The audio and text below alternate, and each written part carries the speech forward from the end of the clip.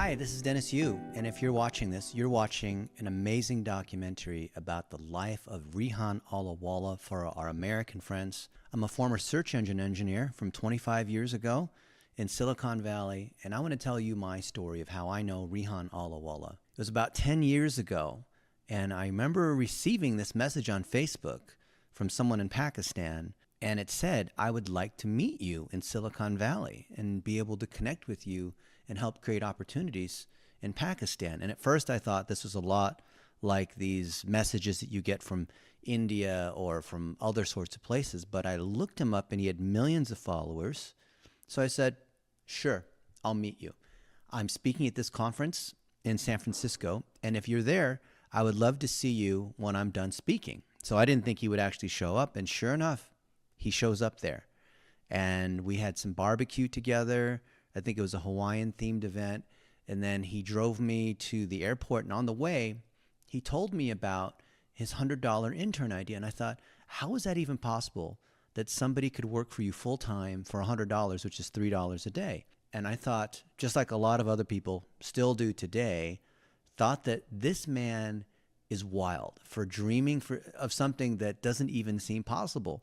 But lo and behold, you know by now that he has millions of followers that want to learn from him. He's one of the biggest benefactors I've ever seen in the world of education, especially in developing countries. And so he planted that seed in my head on how it might be possible to be able to hire someone to do what today we call virtual assistant or VA work. And there are lots of very simple tasks. It could be editing photos, transcribing a blog post, building websites, lots and lots of simple things that we as Americans just wouldn't find worth doing, but help in marketing. All the marketing sorts of things that a real estate agent or a doctor or an attorney or a garage door repair person, all of these businesses need help with their marketing. It's something that is not handled by software because software is not there, and it's not handled by agencies that are too expensive, so it ends up just kind of falling in between the cracks because there's just not enough money for agencies and the software isn't there to be able to do all this stuff that small local businesses need done. A few years later, he said, hey, I'd like to invite you out to Pakistan so you could see for yourself firsthand and meet a bunch of the Pakistani people. You can see for yourself what it's like because me as American and a lot of our Americans were thinking Pakistan, it's unsafe, terrorism, it's desert, it's not a nice place to be. And he wanted to change that idea because, Western politics, propaganda, we all see a different view, right? You have to go see for yourself with a lot of things. And so he invited me out and I just so happened to have time in my schedule, and it was amazing. I think he was there at the airport, and we went to Karachi, Lahore, Islamabad. I met a lot of the top people in technology, a lot of business owners, other people that wanted to create jobs. It could be folks like Sunny Ali or these other conference organizers, and I just couldn't believe how incredible and hospitable the people were. They all invited us to their homes. We had KFC, the Karachi fried chicken, but also, Colonel Sanders' American KFC, McDonald's. And I have never seen so many hospitable people. And Rehan, somehow, wherever he went, it was like a celebrity. People following him around, taking selfies because he encouraged selfies. So I took thousands of selfies too because he took selfies too. So I thought, why not? I got interviewed by a bunch of people. I stayed at Rehan's homes in different cities.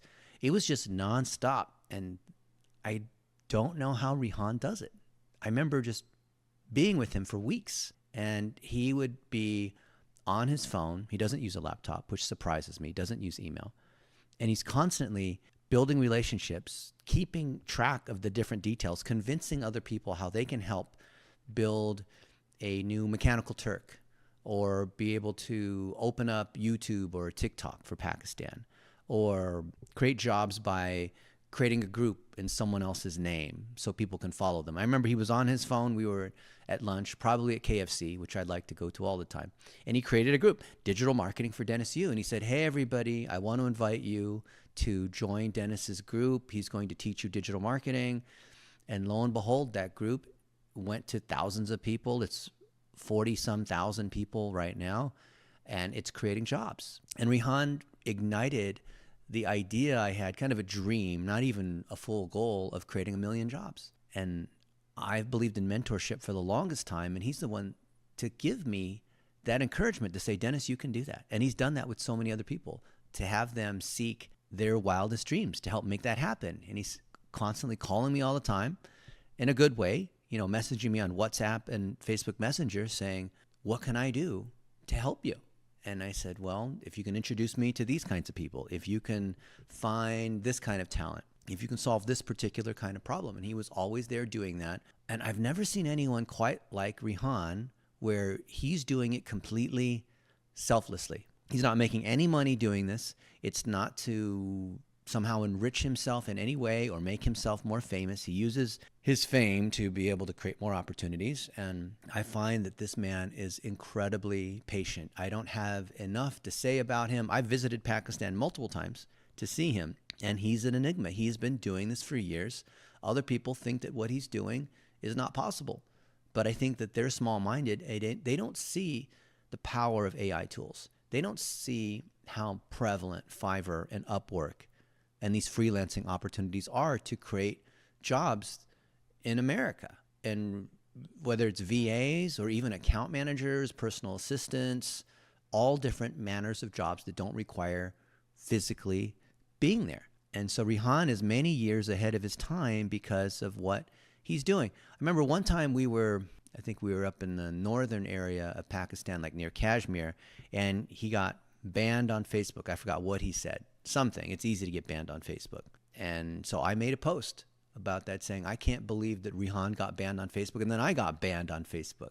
And then I had to call some friends that, you know, got us reinstated. But it just shows like what a following this guy has. I mean, it's the Rehan effect. So if you take a picture with him, if you get the honor of being able to meet him and he tags you in a post, you will get thousands of followers. And they all will say, hi, sir, kindly hire me. Please, sir, need job. But you can't help but feel the empathy and the humanity of all these people that he's trying to help. And he's very serious about this mission, but he's also very humble and kind of whimsical.